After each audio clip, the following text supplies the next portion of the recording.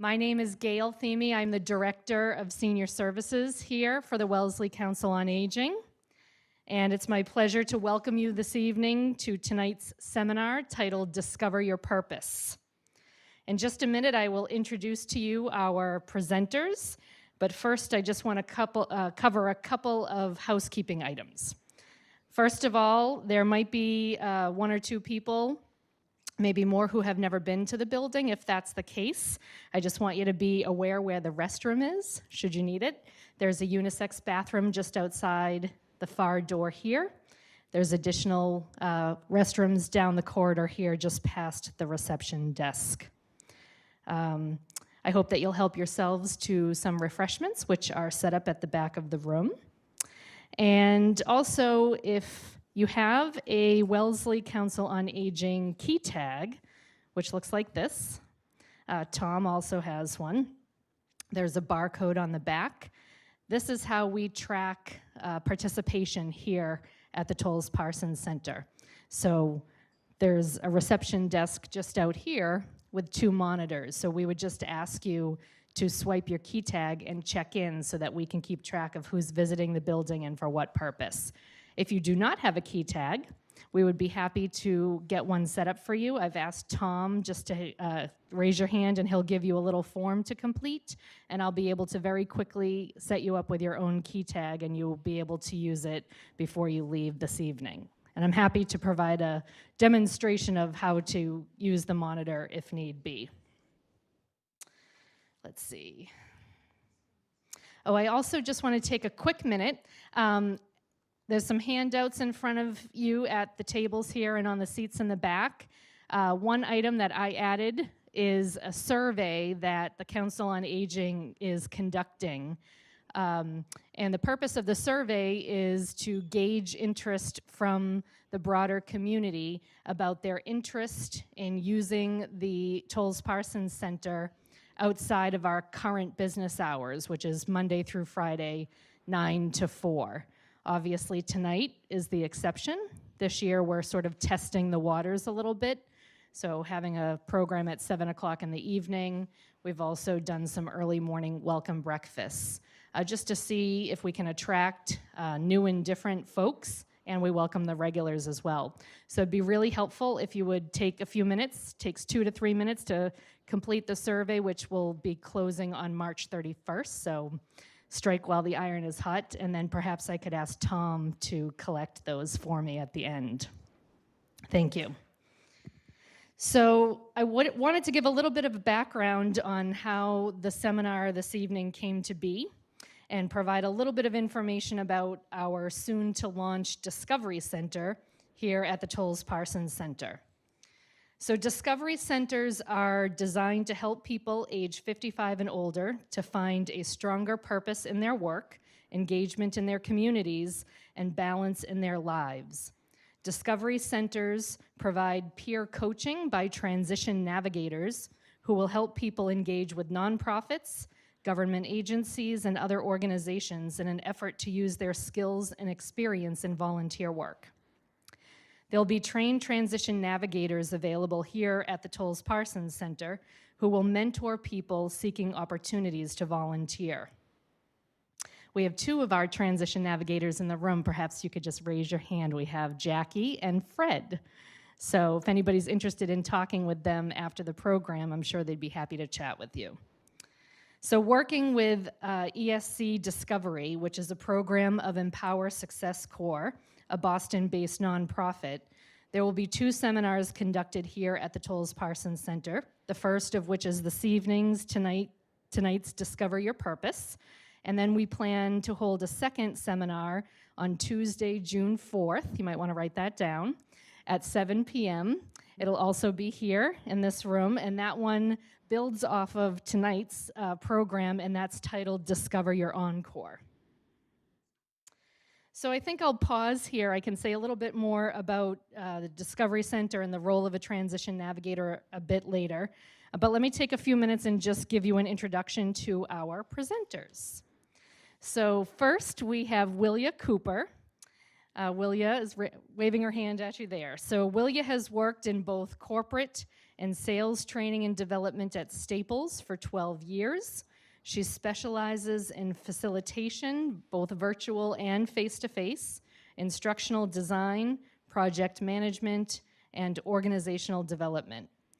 Willia has experience in a variety of industries, ranging from banking, high-tech, healthcare, in positions that range from directing the worldwide implementation of total quality management, directing training and continuous improvement, consulting to healthcare organizations, and coaching potential leaders at a public health commission. Willia has also volunteered to teach conversational English to immigrants and recently completed training as a volunteer for Boston Cares. And then we have David Gaiden. That must be me. David is Director of ESC Discovery at Empower Success Corps, ESC. He also provides his substantial expertise as an ESC consultant to nonprofit clients in the areas of strategic planning, capacity building, and marketing. As part of his portfolio career, David also serves as Executive Director of the Asthma and Allergy Foundation of America, New England chapter. He has guided several successful mergers, business turnarounds, and startups throughout his career. Previously, David founded and served as Chief Executive Officer for Commonwealth Card Services, an innovative company that developed electronic payment solutions. He's also held positions as Senior Vice President and Director for Fleet Boston Financial Corporation and as Vice President and General Manager of Pathways Plan Services for Right Investors Service. Over a span of 10 years, I could keep going here.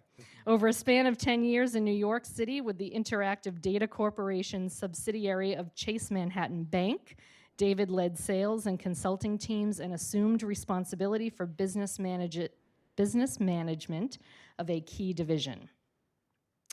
David holds an MBA from Harvard Business School and a BA in economics from the University of Pittsburgh. He joined ESC in 2012, and he resides here in Wellesley. So, I think I've said more than enough. Let me turn it over to either David or Willia. Thank you so much. Well, that was a very nice introduction. Thank you very much. You also had much of that in front of you, so you could read along while that was happening, I'm sure. But it's a pleasure, really, to welcome all of you tonight. And as I was mentioning, to have many people come out tonight competing with March Madness is definitely a challenge, and we're glad to see you here. I'd like to say a lot about what we're doing up front, but I think what you're going to find by going through this seminar with us, and especially the part of the program that Willia will be leading, you'll be directing what happens as much as we will. We want this to be interactive. We want you to share information not only that you have with yourself, but hopefully others will share with you. And together we can have a real learning experience here tonight. And it's built around the notion of purpose.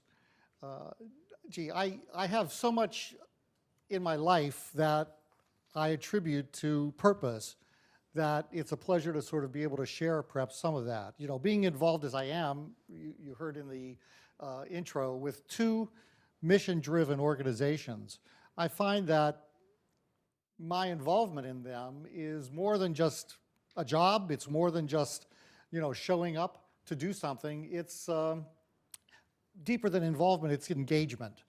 And when you get to that level of thinking and being with any venture, I think that says there's probably some purpose in your life that's driving that. So each of you have probably thought about this in one way or another, but tonight we're going to try to do something that makes it manageable. So many of the topics that we deal with in our ESC Discovery program, whether it's thinking beyond the money, which is the non-financial aspects of retirement planning, Discover the New Retirement, which deals with work-life balance and how you even get ready to retire, and Discover Your Encore. All of these things are sort of big concepts, and when you start to think about them, it's very confusing. What we try to do is place a construct around that to help you and us manage it us as if you will, facilitators, and you perhaps experiencing this in this kind of environment for the first time. So the purpose tonight is to provide somewhat of a construct around this idea of purpose. And Willio will be taking you through, guiding you through really this construct so that you can, in a structured way, get to a point where by the end of this seminar, we hope, will be able to write down a short purpose statement for yourself. Now, each of these purpose statements will be different, one from the other, because it's not something that comes from a spreadsheet somewhere or a list of things. It's something that ultimately comes from inside you. And that's what purpose is all about. You know, I like to say that purpose has really three things, and they're all related.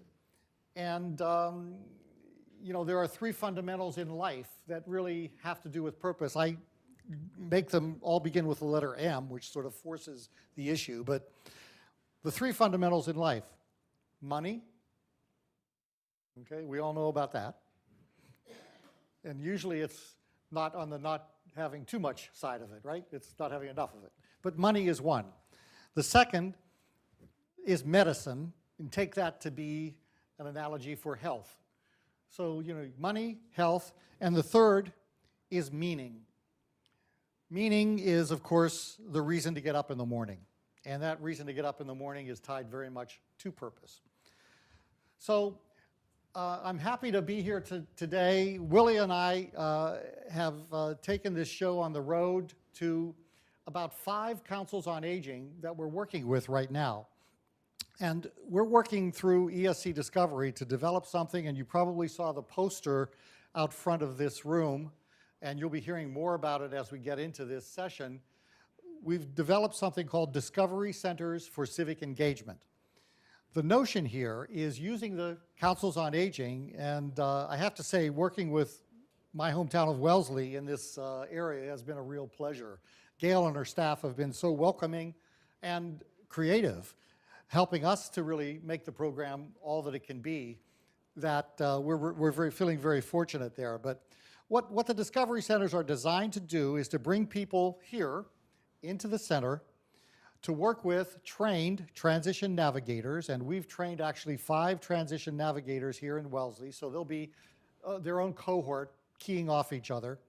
But the idea is to come into the center, to meet with a transition navigator who's a peer mentor, if you will, to help you wrestle with these issues of purpose, of how do you take that purpose and project it into some kind of meaningful, and by that I mean, you know, something that's deeper than involvement in a nonprofit typically. It could be town government, which desperately needs people in committees to run for office, to any number of things.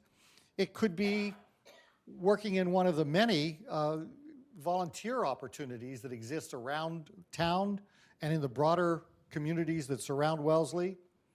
It could also be volunteering here in the center, where help in the center is always welcome and always well utilized. So what we're going to talk about here, though, is how that beginning with purpose and then projecting that into some kind of, we call it work with a social purpose, how you're going to find in the giving, you get a lot of getting. And I think we already heard that today. You had an example. Why don't you just explain to me what you said that you do, that you're giving something and you're getting something back? What I mentioned to him was I babysit 2 days a week. Oh, I'm sorry. That's right. Just bring it, hold it down. There you go. I babysit There you go. 2 days a week, and when my son and daughter-in-law say thank you, I say, are you kidding? These are the best days of my week. I so appreciate that you trust me with your most precious possessions. So I can't thank you enough for letting me do this. So I happened to share that with him earlier. Well, thank you so much. So we've talked a little bit about us at this point. I think we have time to just go quickly around the room and explain what I'd like to hear is why, when you saw this one paragraph description, you were moved to come to this presentation tonight. Um, Just briefly. well, Well, I guess everyone wants to feel like they're fulfilling their purpose in life. And, I'm at a crossroads, but money might need to be involved in mine, so I'm not sure if I came to the right place or not, but, Well, thank you. maybe later, Well, maybe now. I Okay, don't well, know. we'll get into it more, but you mentioned the word crossroads, which brings up a term we use a lot, which is transitions. And everyone at one point in their life or another, and possibly many times, will be in transition for one reason or another. And it's those uncomfortable periods, once you get through them, that usually lead to growth.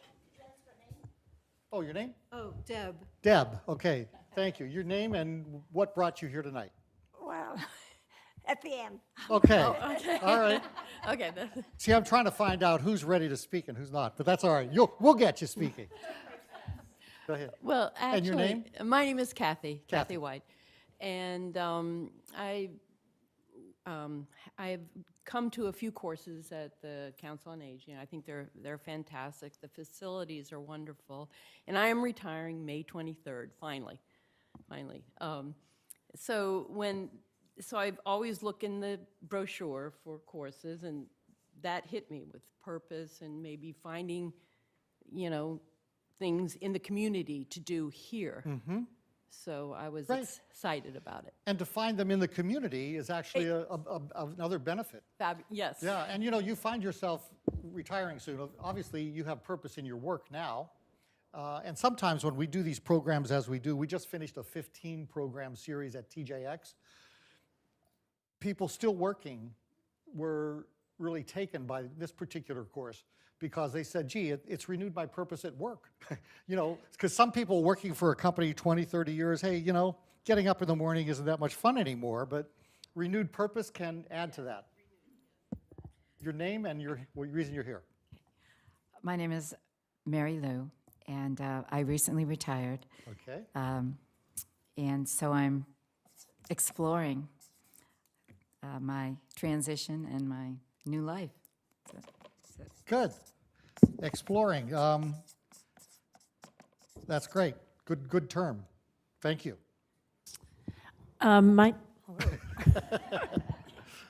It's okay. That Carried sounded away good. there, I guess. My name is Jackie, as David mentioned, or Gail. And I am, I've raised my hand to be one of these transition navigators. I am not retired. I probably will never retire. I think that's good. for many of us, or partially retire, And I am actually very active in the, quote, aging space, which could be any age. And I have been a long-term volunteer with organizations such as the Junior League of Boston. And I hate the word junior there because I'm a sustainer in this organization, but have been involved in doing a variety of things, running programs and that sort of thing. So this is a really nice opportunity for me to continue in that vein and perhaps be a bit of a mentor, although I think we always mentor one another, and learn more about what's out there and what we can do to help one another. Well, we like to say, learn more about what's next. And what's next, of course. But I like the fact that you said you'll probably never retire.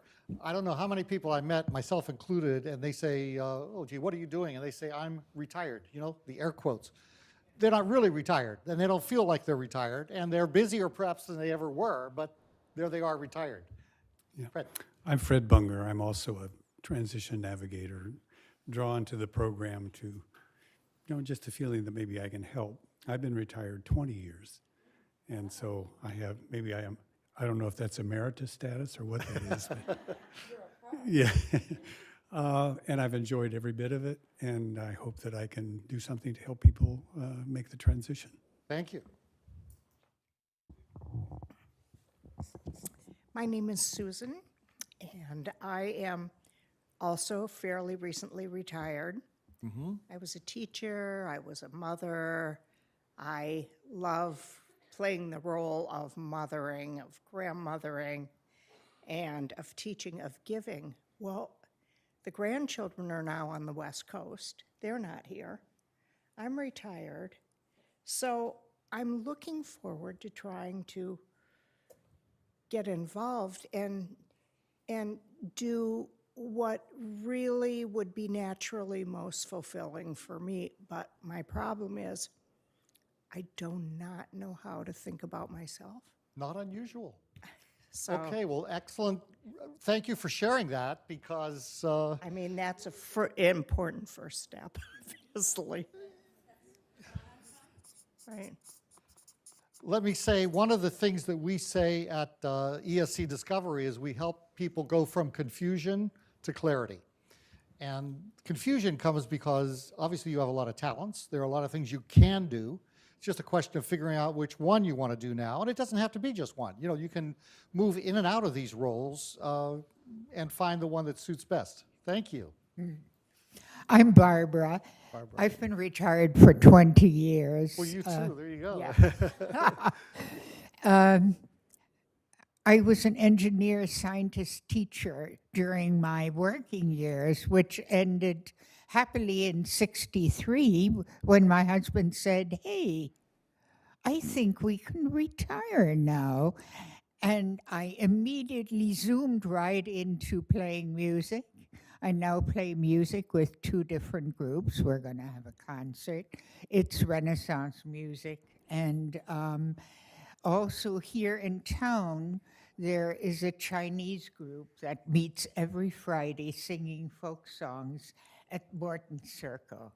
So my friend Janet, who plays piano, and I play recorder there, and we sing Chinese and American folk songs with the Chinese American community there. And at this time, my husband and I looked at so-called retirement communities, 7 of them in the nearby area. And we said, we're both over 80 now, we said, nah, that's not for us. First of all, it's too expensive. 2 of them we liked, we can't afford to go there. And here we were, you know, gainfully employed for quite a while. I have a nest egg, but Well, so I'm really looking forward, okay, what else is there? Very And good. one of the things I enjoy and have enjoyed for the last 10 years here at Wellesley Council on Aging is coordinating with other people, seeing what they do, and getting involved with what they do and trying to see what I can get them enthusiastic about. Anyhow, I talk not. thank you. You had a number of interesting points there. Right. You know, one of course is how skills are sort of fungible. You know, you're an engineer, scientific background, technical background, but that translated for you into music, and that's quite often the case. You know, people good in math or engineering do that. Secondly, I heard you say, you know, so these are new skills. You have new skills you can bring, but the other thing you mentioned is connections. Vital. You know, people who are connected, recent studies have said, live on average 7+ years of active, healthy life. So you're well on your way to extending very nicely. Pat? Hi, my name is Pat, and I live here in Wellesley. I'm, truthfully, I'm a colleague of David's in that I'm involved with ESC. I'm also vice chair of Encore Boston Network, which is a network organization that looks to take people like all of us and put us to do good things for society. And so I've never experienced the Discovery actual classroom environment, so I'm here to observe that. But I spend most of my time trying to help people understand that there's a lot out there post-retirement, up to and including my husband, who is afraid to retire because he doesn't know what he'll do. And he thinks I do too much, so it's like he doesn't understand that it's fun. And I call it a portfolio life. I call doing good, being good, and having fun. And I feel very lucky to be able to do that, and certainly in a beautiful place like Wellesley at this beautiful center. So I'm here a little bit in the corner as opposed to in the middle. But anyway. Yeah. Nice to see you here. And you mentioned something that I find interesting too, which is helping your significant other. You know, oftentimes these topics that we're talking about, people avoid. These are not easy things to talk about necessarily, even with, your significant other, your spouse or whoever. And oftentimes, is there anyone here who happens to be with their significant other right now, or so they're wherever they are? Okay, well, think about. That's right. March Madness, basketball fans. Not unusual, that male-female divide, but share this information with your spouse or with your significant other. You'll find that to be an interesting discussion and maybe help you both. Thank you. Yes. My name is Linda, and I've been retired for 20 years. Also, very good. And I came actually because I'm interested in exploring becoming a navigator. When I first retired, with a friend, we began a process of interviewing women whose self-identity was tied to their career and who then retired. What was the difference between a woman who retires and men who retire? And we interviewed about 30 women, and for reasons that are somewhat interesting, but I won't explore right now, it wasn't published. But then I went on to become a docent at the Museum of Fine Arts. I've been very active in town government. Good. So why am I here tonight? I found that at this point in my life, many of my friends are ill. Some have died. And my community of friends has changed. And I thought this would be a nice opportunity for me to share my experience and my successes and some of the humps that I went over to get there with other people who are just beginning the process. Good. Sorry about losing friends. We all have experienced that, I think, one way or another. But one of the things that happens, curiously, when people retire is when you go to work every day, you probably have a group of 10, 20 people you meet by the water cooler, or they're in your area of the floor you're on or whatever. But when you retire, you lose all those connections. Oftentimes, though, what happens is even though there are, let's say, fewer people that you're quote unquote connected to, those connections then become by nature deeper. And it sort of is another approach to understanding how transition occurs. But thank you for sharing that insight, and also love to talk to you, and you have a couple of people who've gone through the training you should talk to here about Transition Navigator role here in the center. Yes, thank you. Yeah, my name is Sally, and I came because I am looking for a purpose. Last year I was really busy.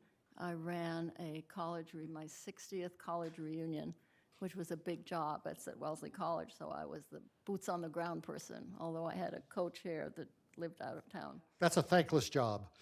Oh, no, people loved it. Oh, good, okay. Oh, people were psyched. We were so glad to be alive and see each other. But then, because I was a teacher for, a gazillion years, I thought as a side job, I would become an ESL teacher. I would teach English as a second language.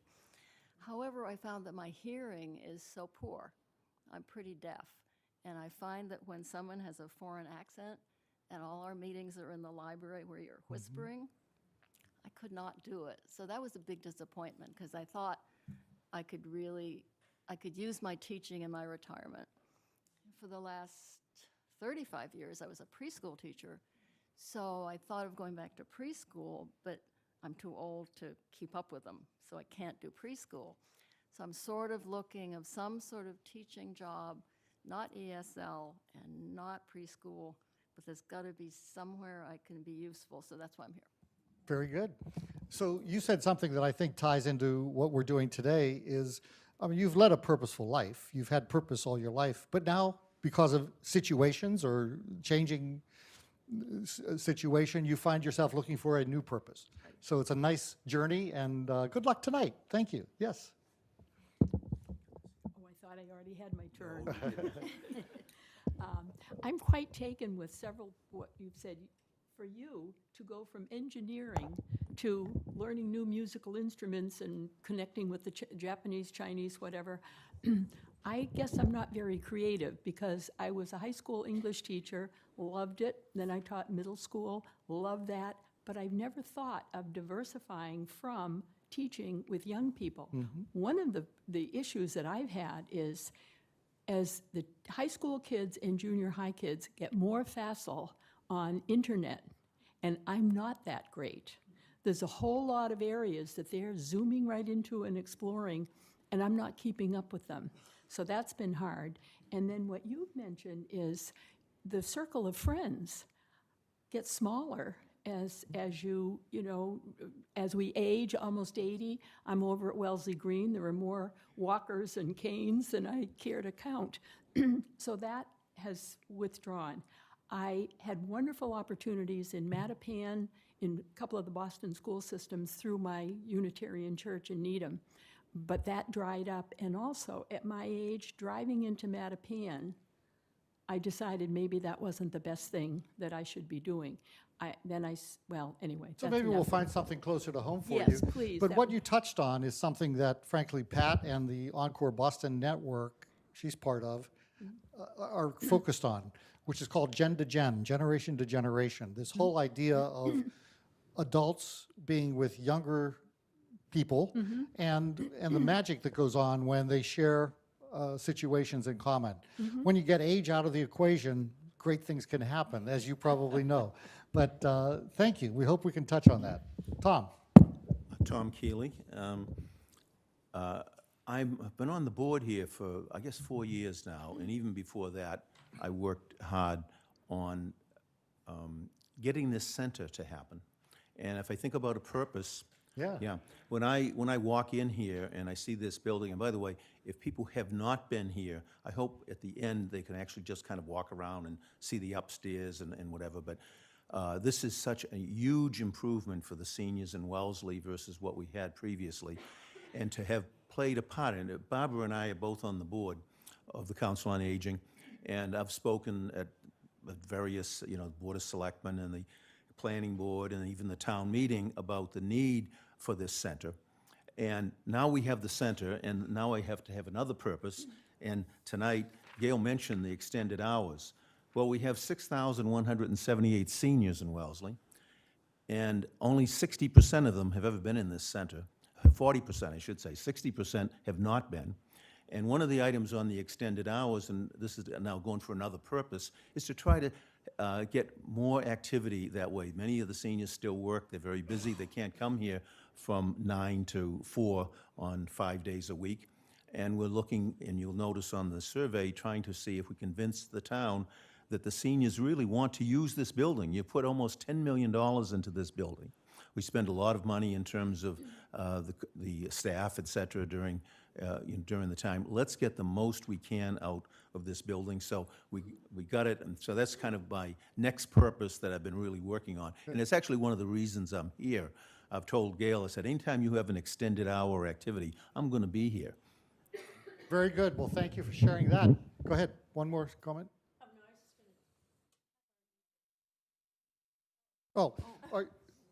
Oh, here you are. Yeah, certainly. Yeah.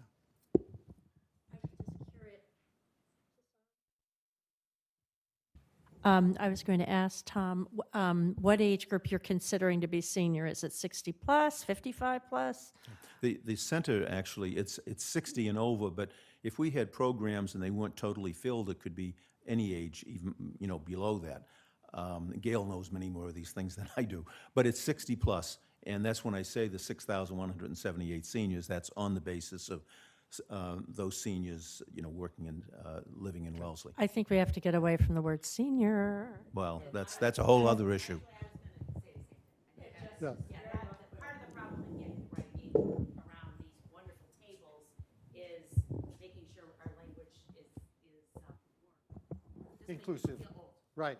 And, I mean, the whole program of the Discovery Centers is also designed to bring I'll use the term younger, older adult into the center as well, to help people who are perhaps thinking about transition, about ready to transition, do their thing too. Are you comfortable now making a comment? No. Okay. All right. Well, you'll have your chance.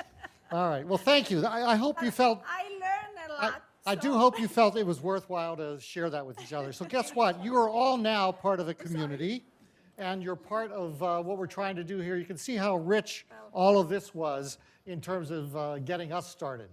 So now we're going to ask you to first look at our goals, which are today to inspire, motivate, obviously educate as well.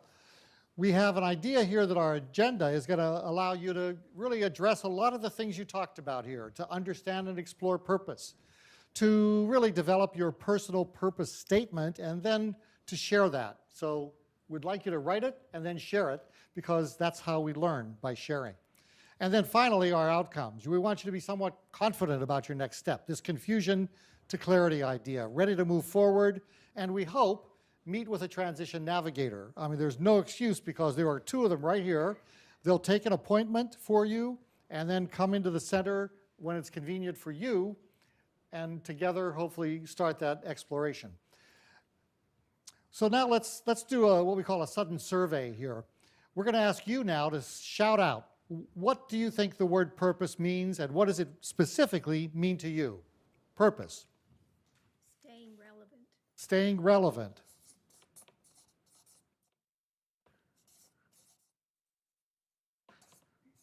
Thank you. Anybody else? Contributions? Meaningful contributions.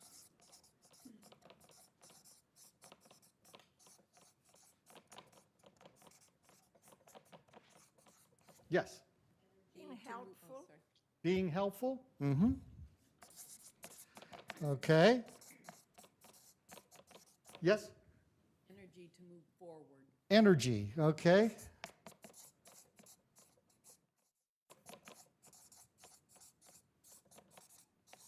Anybody else? Say self-fulfillment and growth. Growth, that's a good one.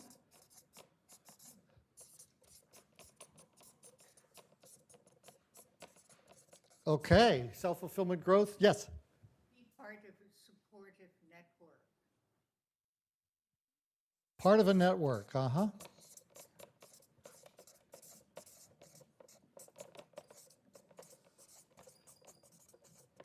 Yes. Good, that's a good start. So I think we're at the point now where we can help you now to define that with some work that we've done to try to move that definition into the realm of helping others to figure out for themselves what purpose means. And it begins with Willia saying, oh, shoot, Willia, who'll be right back. I would say, whoa, wait, I know I came with somebody tonight. Where did she go? Well, I'll fill in with, that was great. Willia, you just got me there. That was a real zinger.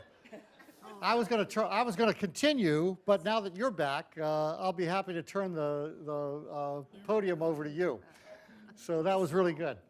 But we're going to take your definition of purpose and build a little bit on it right now. So let me introduce in person now the person you already know from the great introduction that Gail gave her, Willia Cooper. Thank you. Oh, thank you. Interesting to hear you introduce yourselves, because so much of what you said resonates with me as well. Transitions, life changes. Sorry about that. I forgot this.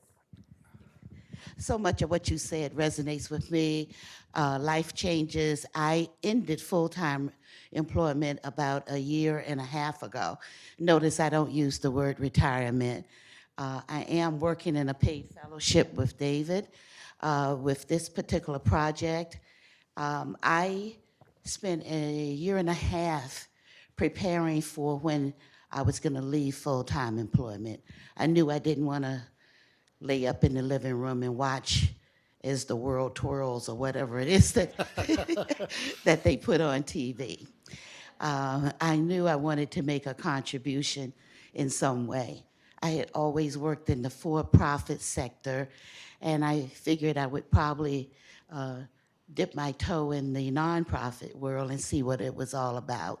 And I'm very much happy that I made that decision. It is a different world, but I feel that I am fulfilling a purpose that has a little more meaning or a different meaning. So we're going to talk a little more about purpose this evening. And when we talk about purpose, or when we think about it, it's about what excites us, isn't it? Is it helping others? How many of you get a kick out of helping someone else? Everybody. I'll raise my hand too. um, what about solving problems? Okay, great. What about improving society? Yeah, I put that along the same lines as finding, world peace and achieving that. That's a pretty lofty goal, but anyway, that's a good one. What about just using your skills? I heard a lot of skills as you were introducing yourselves. Exactly, and not only using your skills, as I listen to some of you, somebody whose hearing has gone down from what it used to be and is impacting the contribution you want to make. So how do we come up with creative ways for you to use the skills that you still have and overcome and not let loss of hearing be the barrier that it could be? That's not an easy task, but that is the challenge. What about making connections? A lot of you have lost people, so have I. Either they've moved away to warmer climates, ha ha ha, or they're ill, or they've passed on, right?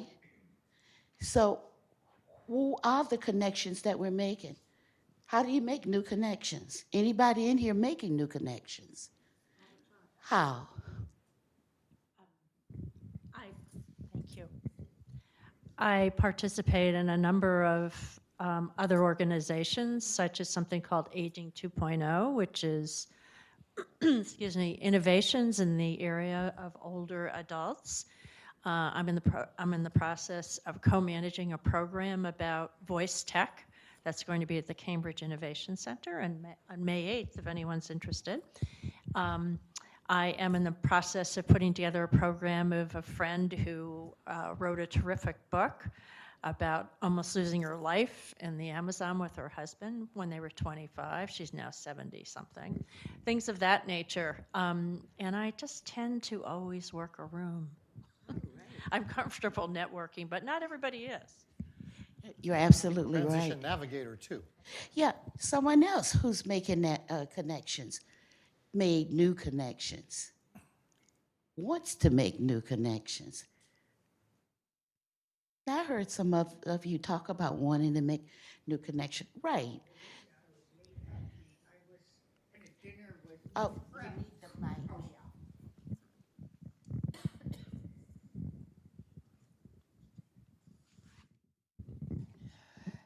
The reason I was late was I was at a dinner with new friends. In a sense, it's very much what we're trying to produce here at the center. I've been an officer with Wellesley Neighbors, which is a senior organization now. I think we're a little bit like this, whether we want to be or not, but we pay dues to be part of this organization. Many of us have a university background or professional background, so we go to all kinds of things like theater and opera, and well, we eat together because we can jabber away while we eat. And this is something, of course, we have here as well for lunches, which we're expanding, and it's doing those things as well. Yeah. Anyhow, I could go on forever. Sorry. Thank you very much.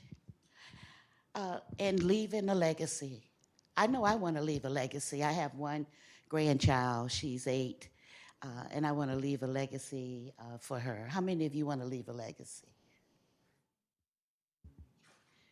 Right.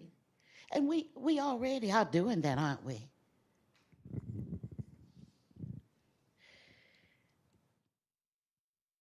So there are many, many ways to look at purpose, many ways to help define our purpose. And when we talk about purpose, at ESC, we talk about it in the sense that it has 3 parts. Personal meaning. I think that's the part that seems to resonate with people more. But when you think about personal meaning, aren't we talking about doing things that are rewarding and fulfilling, teaching others, taking our tremendous skills that we've developed over years of work, years of experience, because we don't just get skills from our paid labor, do we? I mean, when I became a mother for the first time, my husband was the oldest of 9. I was the youngest of 5. I had never changed a diaper in my life, and he taught me how to do that. So that was a skill. So when we had our granddaughter in California. Who else has a grandchild? Your grandchildren have moved to the West Coast, yeah. And we went out to see her for the first time. So for the first time in many years, I had the pleasure of changing her diaper, and it was I won't tell you how well I did the first time, but it took a little while for my old skill to kick in. But we're doing something that's rewarding. And I think the point I was just trying to make is we don't have to get paid for something to feel that we're doing something that's rewarding back to ourselves. I think the nice thing about this stage of my life, though, is that I'm not so stressed out jumping in the car, driving 20 miles to work and, yelling at everybody on the road as I go and, rushing through the day here, there, not stopping to think, to smell the flowers or the roses, coming home, rushing to get dinner, yelling at the kids, yelling at my husband, throwing myself in the bed and doing it over and over and over again. Now, if something doesn't happen the way I want it, you know what? It is not a big deal. So I think I am able to enjoy the flowers and smell the roses a lot more now than I ever could. But benefiting others is another part of purpose, isn't it? And how many of you have done something in the last, 6 months that's benefited somebody else? What did you do? Actually a former board member, Bill Murphy, who's 94 years old, a World War II veteran, who's really having a tough time.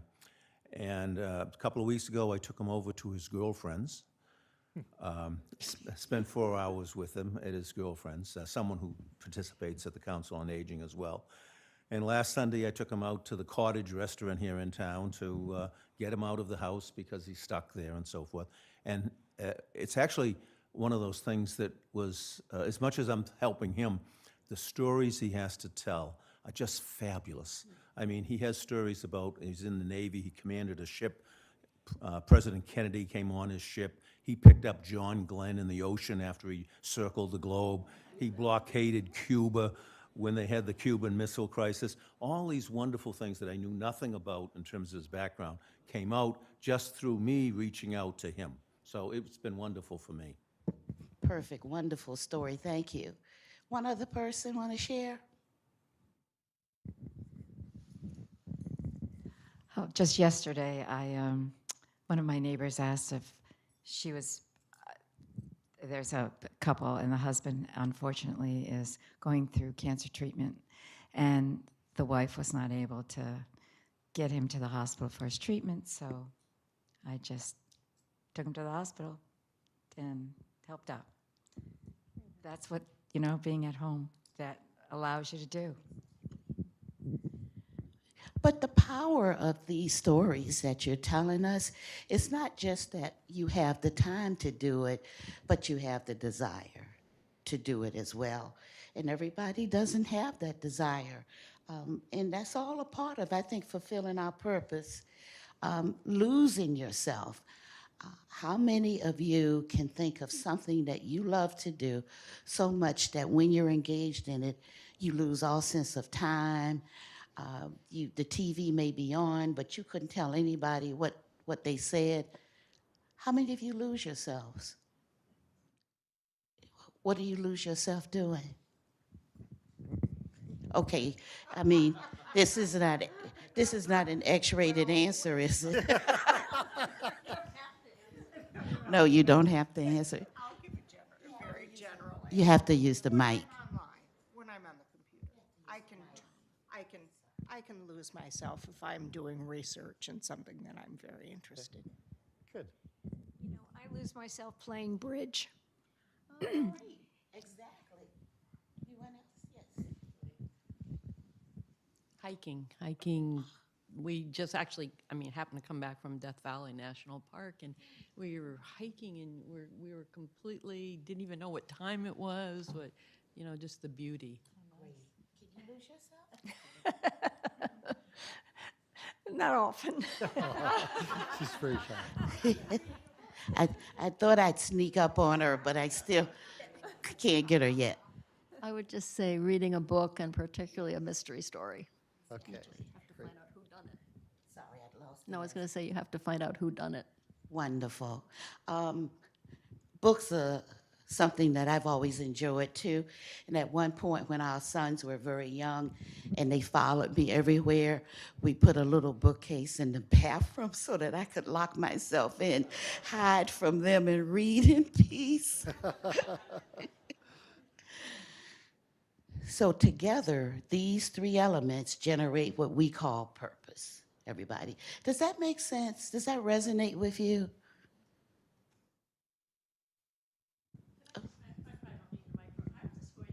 Well, yeah, you do, because they're. Okay, sorry. I was just going to say, don't you find when you do something for someone else that it makes you feel pretty darn good? I think that, I frankly think when I volunteer that I usually get more benefit than the person for whom or cause I'm volunteering for. I'm just curious. You're absolutely right. One of the most joyous things that I do that gives me the biggest kick is my husband's mother is 98, and she's been a wonderful mother-in-law. So about 20 years ago, I started putting an Easter basket together for her every Easter, and things that she would like. So I always get a real Easter basket, and it's lotions. There are some CDs of singing groups from the 20s and 30s. It could be, it used to be little nip bottles of her favorite little drink. And then it would be Easter eggs, the ones that were empty, and then I always put all kinds of money in it. And I go around the family and I say, okay, you got to put some money in, help put some money in Nana's Easter eggs, and lottery tickets, magazines, just things that I knew she'd like. And I'm supposed to have hip replacement surgery, so I've been putting her basket together before my surgery, so I won't have to worry about that. Oh, she always gets an Easter bunny as well, and chocolate and jelly beans and all those things. She loves it. She just loves it. One year I skipped, and you would have thought that I had committed the most criminal act. I felt so bad, but I've never skipped in. And I just have such it gives me joy to go around and to think about her and to put that basket together for her. So you're right. I mean, we get a lot out of doing things for other people. One of the interesting things about our purpose is that it changes over time when we stop and think about it, don't you think? I mean, I know my purpose. I never thought I would have the purpose now that I do when I was, 12, 20, 30, 40, 50, 60, you name it. But think about how your purpose has changed from childhood to older adulthood. What was your purpose when you were a child? Grow up? Getting through school? Being good. Wait a minute, did we hear something from Our Lady of Mystery? Be a good student. Be a good student. Be what? Be a good student. Student, okay. Work hard. Have fun.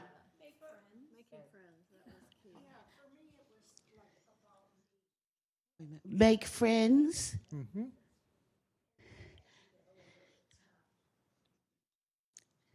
and it's all about me. Okay. That's very consistent with the responses we get from most audiences when we ask about purpose as a child, when you were a child. Now, what about when you were a young adult? How did that purpose change? What was it then? Motherhood, being a good wife.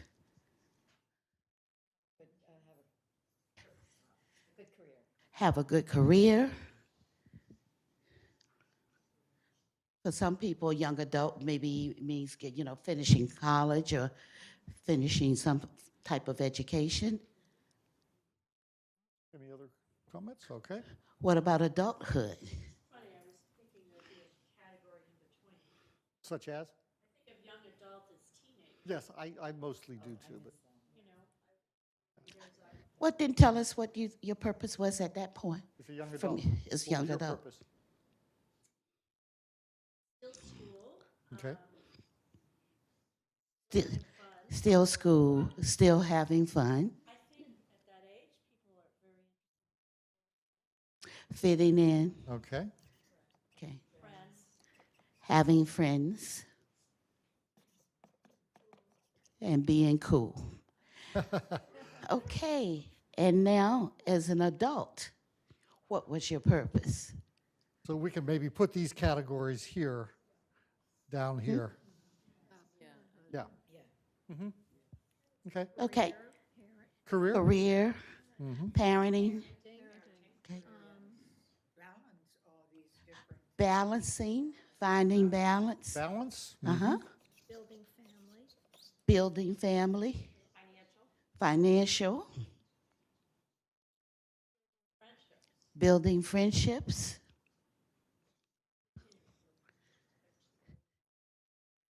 What's that? oh, Friends? you got it. Okay. Okay, and finally, older adulthood. I wonder who falls in that category. You all are so young, you may not know what your purpose is for that category. I think in older adulthood, one of the purposes is caretaking. Caretaking.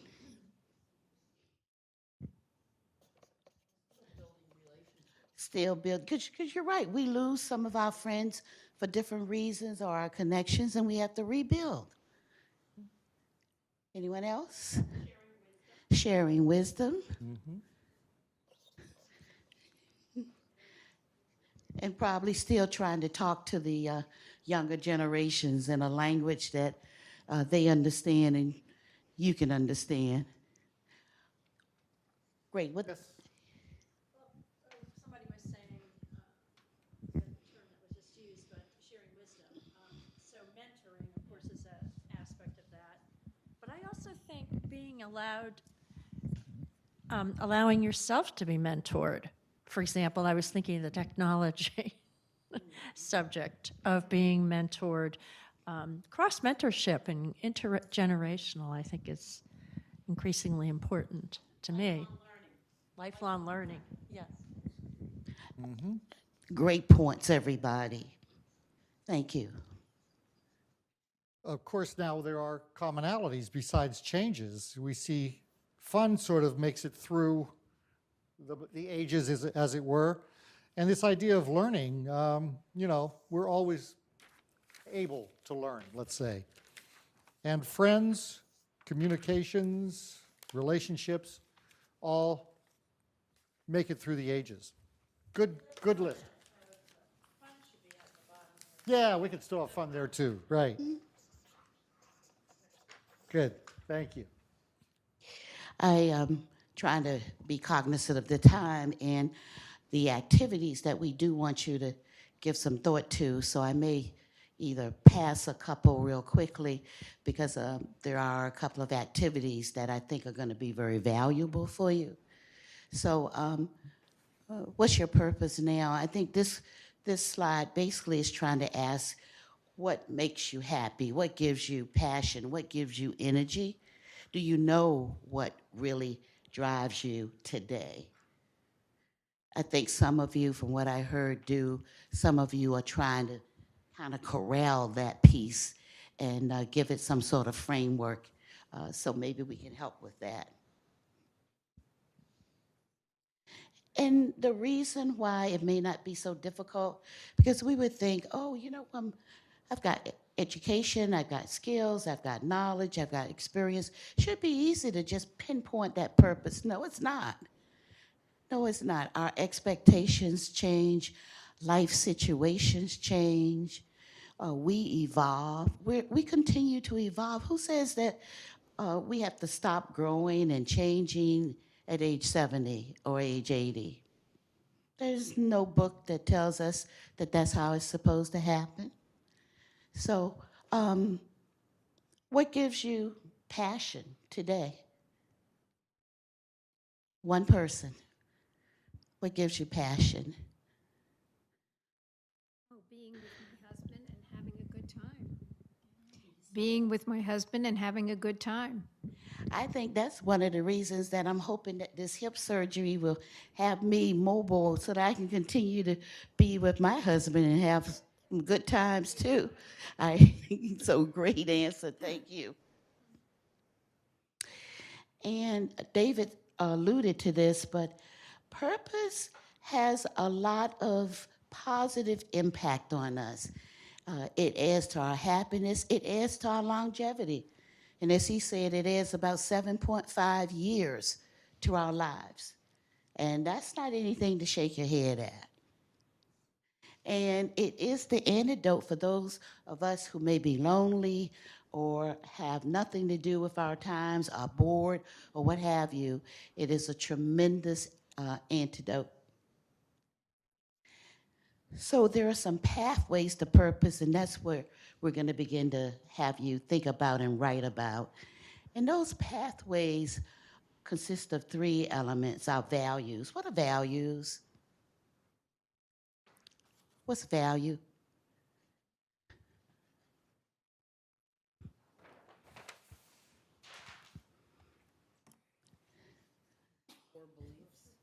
Our core beliefs, excellent answer. And they guide us, right? And then talents. So what's their talents? What's a talent? Things that we're good at. Yeah, this is not a college level questionnaire. And what about interests? What are our interests? What do they do for us? They turn us on, they motivate us. And these 3 elements come together when we think about it, and they can help us to frame a purpose statement. So when we look at values, and this just sort of summarizes what you said and adds some other words or verbiage around it, beliefs, motivation, our North Star, inspiration, our talents, our skills, our abilities, what differentiates us from others, and then our interests, what gives us energy, what gives us focus, you name it.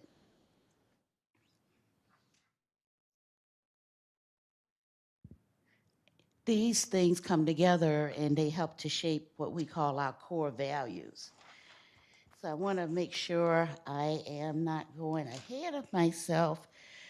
Right, so what I'd like for you to do is you also got a separate handout, and it's the Discover Your Purpose worksheet. Does everybody have that? Discover Your Purpose worksheet. So if you could turn to page 4.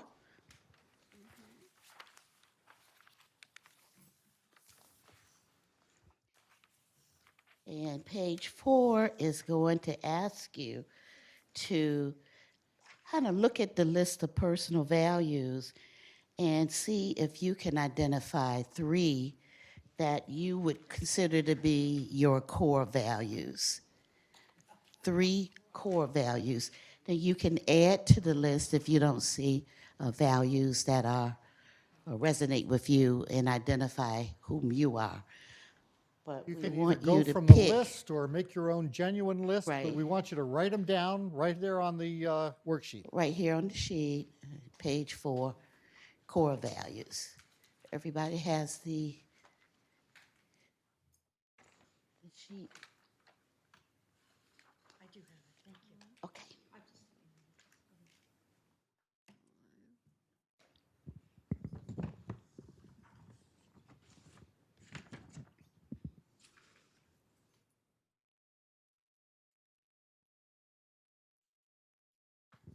And once you do that, you're going to transfer your answers to the top of page 7.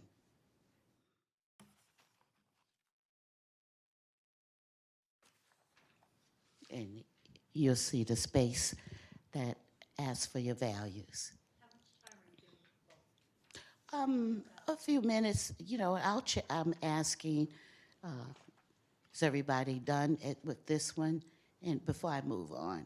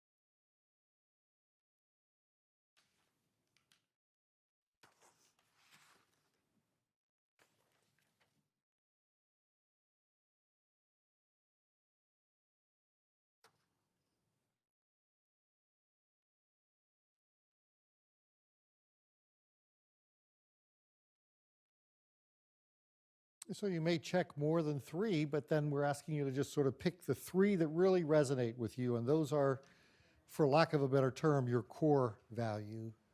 Transfer those to the page 7, and then we can move on to the next. And I see some of you are moving on to the next one. So if you are, go ahead and identify your talents. You can use the list of talents to help you with that. You are free to also add talents that you have that may not be in our list. And you're going to transfer 2 onto page 7. Do you want one of the lists? Do you want one of them? Okay.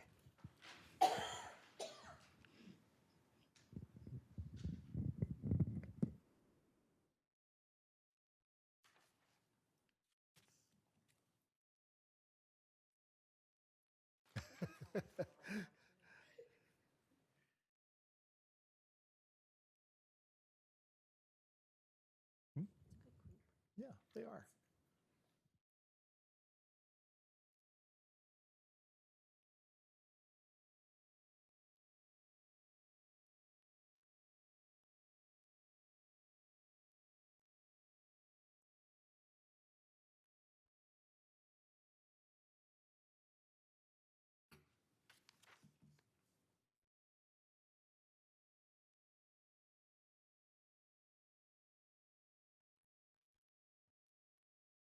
Yes, and she's been there about 2 months now. I must say, you all are some of the most studious students I have ever had. I know, but I got to get David to take a picture. David, did you take the picture of the group yet? I will. Okay.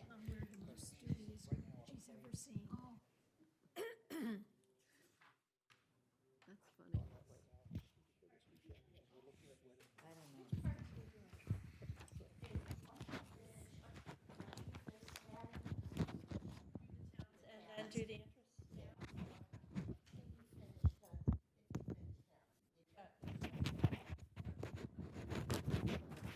Follow the order. Right. So just to be clear, everyone, once you do values, you're going to move over to page 5 and do talents. And you can either use the list or add to the talents if you have some that you don't see.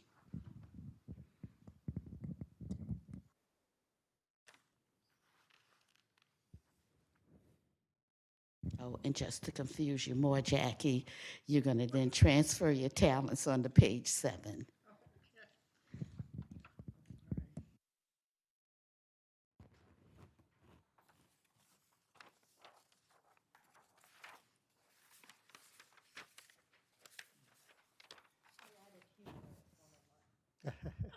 stand-up comedy. Is that right? Is that your strength?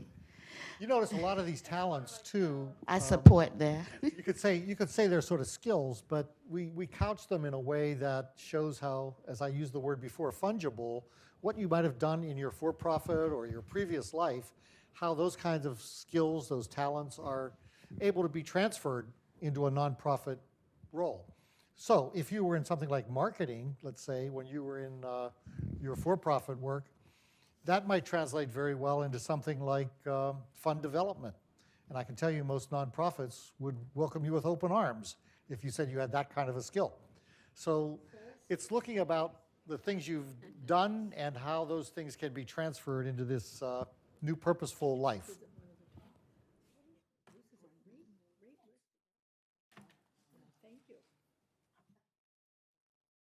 Oh, I'm good because, been retired for a long time.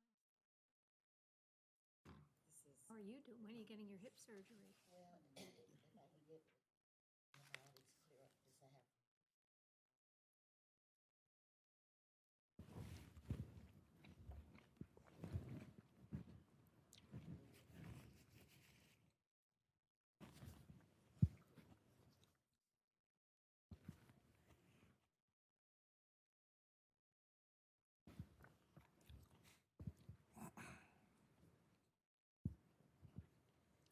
Okay, let's see where you are. How many of you have finished with your values? Is there anybody still working on values?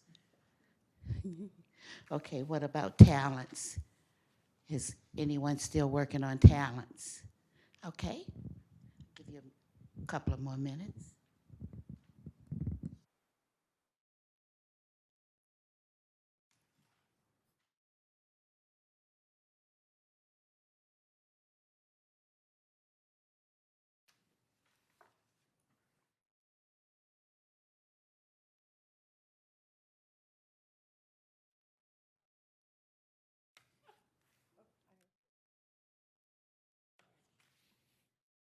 I love the way all of you are taking your work here very seriously because, each of these things that we're asking you to do, it's not just a matter of checking something off, but it's really a matter of, thinking of something genuine as you look at those words. And does that genuinely resonate with you as a person? That's how you really dig deep to find that purpose. So you may have noticed that when you transfer to page 7, it's 3 talents. And so I'm going to move you along to interests if you haven't already jumped there.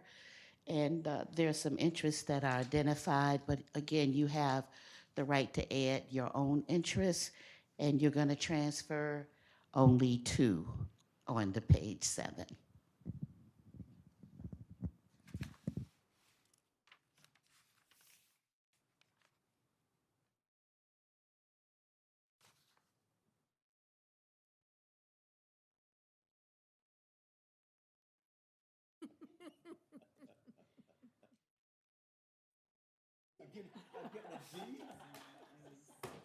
Did you say you're cheating?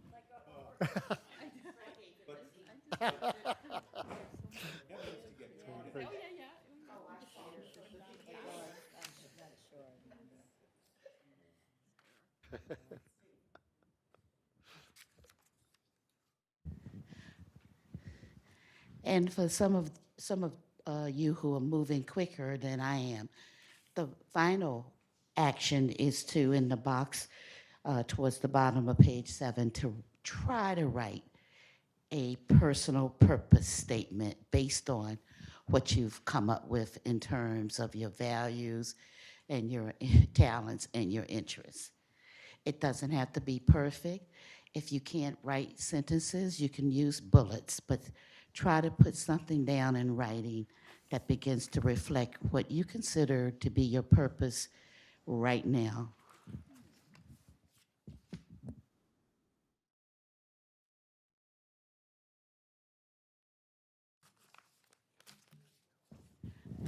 There is an example of one underneath that box. It could be a little lofty. So if your personal purpose statement is to teach others to be able to Oh, Lord, if somebody could start teaching civics in this country, wouldn't that be a powerful help to a lot of people who don't even know what the word means? But it could be something as simple as to teach others how to read.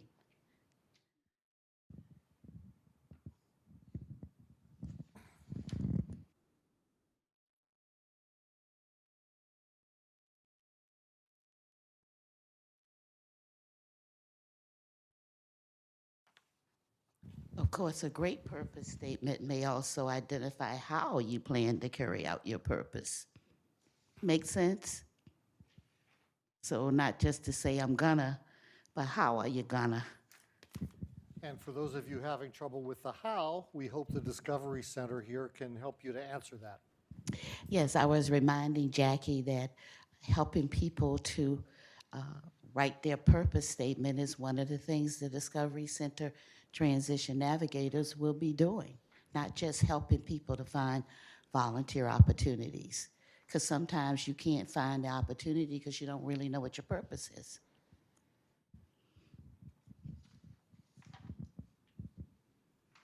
So how's everybody doing? Even if you haven't finished, do you feel that you're on the road towards working up a purpose statement? Was this helpful to you? Yes. Okay. I mean, we realize this isn't easy. It's not supposed to be easy, but it is worth the effort, trust me. Any questions at this point before I get off the floor and turn it back over to David? Any questions? Not so much a question, it's more a comment, and I'm just thinking that it would be really helpful. It would be really helpful, for example, for me, I don't know how you all feel, to have more time to sort of think about this. And if you were to come and meet with a transition navigator, having worked through this a bit, and maybe think of examples of, for example, one of the things I checked, adventure, curiosity for personal values. Well, what would some examples, I would want to think about some examples to substantiate that to myself, so that it might help kind of narrow it down a bit and make it a little clearer, for me anyway. That's an excellent point. I don't think we assumed that you would have it perfect in this session tonight, but I think what we are hoping is that you would know how to continue once you leave us, except for our two transition navigators, because you're going to have to help others. But I think it's the act of taking that time and answering the questions that you're posing that are going to help you to throw those questions to people who come to you for help as well. So you're asking the right questions, you're in the right framework about what this means. Some people, some workshops take a full day just helping people to come up with a purpose. So for an hour and a half, I think you're doing pretty well. Does anyone want to share what they've come to in terms of a conclusion? That's all right, thanks. I have it. Anybody want to share their purpose statement, or at least as it's evolving? Go ahead, thank you. I'll share. All right. I mean, it's not great. I just said, after looking at what I put down, I just said to become involved with a team or group of people to help others achieve their goals. Okay, that's very nice. Thank you, appreciate that. Anybody else? Fred, you have anything there? Okay. Anyone else want to share that? The one at the bottom of the page is sort of mine, by the way, you know, and it has to do with what I'm doing tonight, in a way. It has to do with, you know, finding through the work I do how I can get to the point where people actually can benefit by my coming up in front of you for an hour and a half to advance new ideas, expand possibilities for nonprofit organizations and others, to function more effectively by engaging the talents of others, older adults, and in the end, strengthening communities and hopefully also society as a whole. Long term, those are some of the goals we actually have in mind for the Discovery Center. It begins with people coming together, and when you then deploy out to nonprofits or work in town government or work in the councils on aging, all those things happen. And longer term, the objectives of the Discovery Center are to really change the way our towns, our communities, society think about older adults and what we can all do at this point in our lives to make society better. Not discounting us, not calling us seniors or old fogies or something like that. No, we're people who have something of value to add and something of value to give. And it's that process that makes it happen. None of it will happen, however, unless you take that one step. And that's all we're asking, that you think about this in terms of the one step that you can take coming out of here tonight that will advance the work you've done with us to create your purpose. One small step could be, before you leave, talking to one of our transition navigators, setting up an appointment, and just exploring the future. Ultimately, the center itself, the Discovery Center, is going to have a lot of resources available. We've collected some already. The transition navigators are going to get armed with something we call a Discovery Toolkit.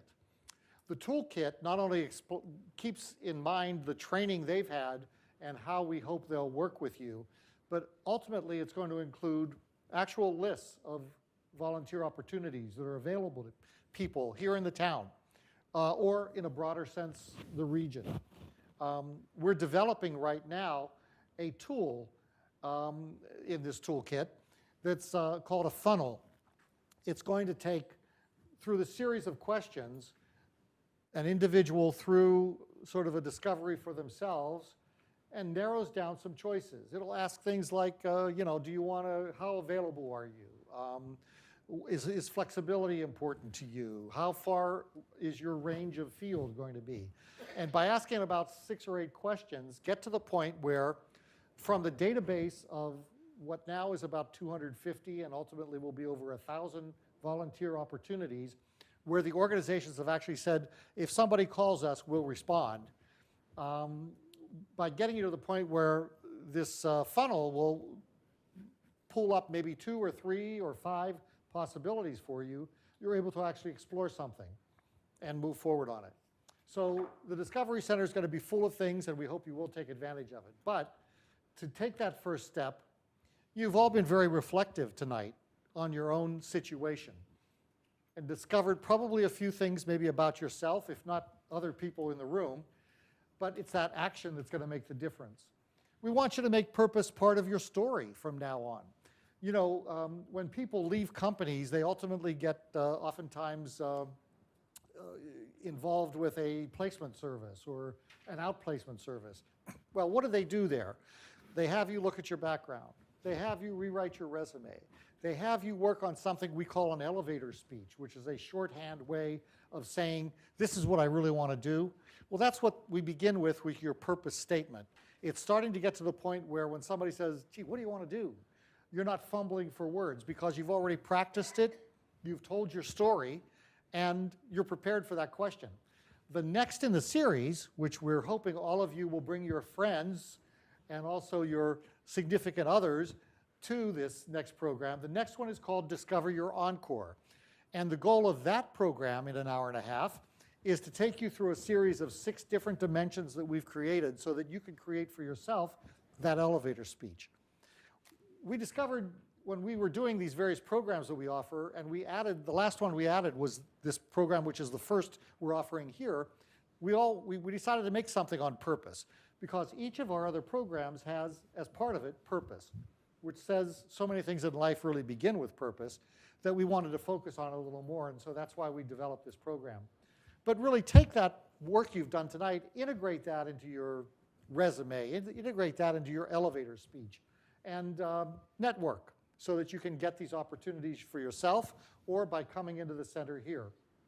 So we've talked about the Discovery Center. There's a nice poster outside here that will be greeting you when you come into the center to remind you There'll be regular office hours available.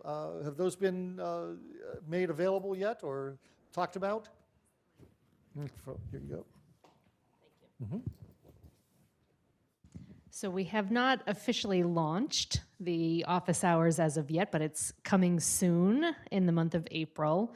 So we just have to circle back with our transition navigators and confirm availability. But right now it's looking like Tuesday afternoons and Friday afternoons mostly, with some potential flexibility in between. And in addition to Jackie and Fred, we also have John, Kathy, and Elaine, who are also trained transition navigators, so we'll have good coverage. So right now, our thought is call the center and make an appointment. The appointment times will vary from week to week, but the transition navigators will be here on site, I think, even if there's not any appointments available, because there's all the things that David talked about to get the Discovery Center up and running. Thank you. And of course, that assistance is designed to help you discover what's next.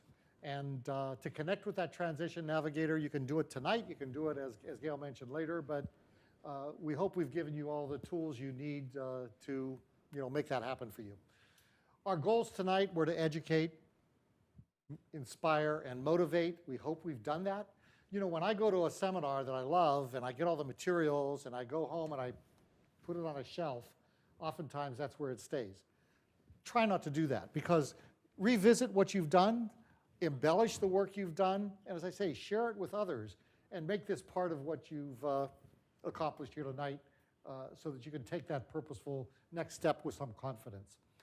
It was, believe it or not, Pablo Picasso who said, "The meaning of life is to find your gift, and the purpose of life is to give it away." So we hope you embrace that. And before you leave, two things. One, we'd just like to ask you briefly, what are some of the takeaways you've had here today that have helped you find that purpose? Anybody want to offer a good takeaway? Yes.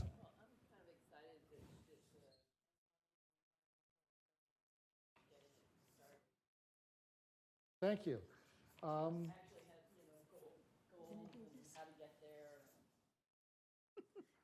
Well, it's part of what the Council on Aging is all about. It's really a community center, not just a senior center. And that's really what I think Gail's goal is here. And together we're working to make it really strengthen that community idea. And by having people come into the center and ultimately go back out into the community, that's where the whole thing comes together. Thank you. Anybody else want to offer a takeaway? Given ourselves time to really dwell who we are, what we're about, where we want to go, which we don't take time, I don't think, day to day to day. We're busy and whatever. Right. I couldn't finish this. Well, that's right. Well, since you maybe didn't get heard on the video here, you're saying this gave you time to think, time to reflect. And to think on meaningful And questions. what the meaningful question is that you have to ask for yourself. Thank you. Well, we're glad you, yes, go ahead. You have one? No, I agree with both Okay, comments. very good. The one surprise, I guess, is when I came here, I didn't expect to have to think.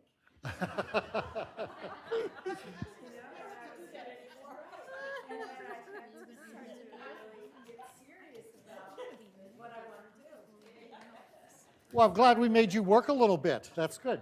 And surprise means you were a little bit uncomfortable, and that's how we learn, by being uncomfortable and putting yourself into that position. But none of that would have happened had you not taken the step to be here tonight.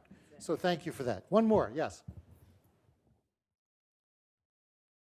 I think in addition to having some time to think, I think it's, actually, I found I didn't have enough time, but I think it helps focus my thinking, and I think probably others as well. Good. Thank you all. I said there was another thing I'm going to ask you to do. Well, your ticket out the door is going to be to get in front of your packet of information here, and there is an evaluation form that we would kindly ask you to fill out. It means a lot to us to get that feedback The evaluation form is probably the next to the last thing in your pile of information. If you could just take a moment or two and fill that out. There's a part that you simply check off, on a scale of 1 to 5, how you felt about the seminar, and then there's a section where you can write some comments. These really help us to improve our program, and we appreciate your input. You can sign it if you will, and you don't have to, but this will also be a way to talk to your transition navigator. I just wanted to ask a question, if I may, to the group, and that is, did anybody hear Mark Friedman speak this week? I was there. Were you there? I was planning to go. Mark Friedman, who is basically the founder of the Encore movement. What's his most recent book called that he's talking about? How to He Live wrote Forever. about How to Live Forever. And he's written others as well. He gave we had a book, he's on his book tour, and at the BC Center, there were about 125 people there, and he was very insightful about all of this. And he is, as you mentioned, sort of the philosophical guru that started years ago thinking about this idea of encore careers and what people can do in life. So the name of the book is How to Live Forever. Right. Mark Friedman, in case you're interested. Thank you. So thank you everyone for joining us this evening. If you could pause for a minute, I'd love a round of applause for our presenters, David and Willia. Thank you. Thank you so much. Lots of great information, nice interaction, nice for me to get to meet some new folks as well. So quick reminder, if you've completed the survey, we'd love to collect that from you. I forgot to mention at the beginning that we have Wellesley Media here filming, so there'll be an opportunity for folks who couldn't be here tonight to watch this at a later time. So anyone who's interested in learning more about the Discovery Center at the Tolles Parsons Center, you can call to 781-235-3961, which is our phone number. And we're working to build up more information on our website, which is www.wellesleycoa.org. So once again, thanks for joining us tonight, and we hope to see you back here on Tuesday evening, June 4th at 7 p.m. for Discover Your Encore. Thank you. Thank you very much.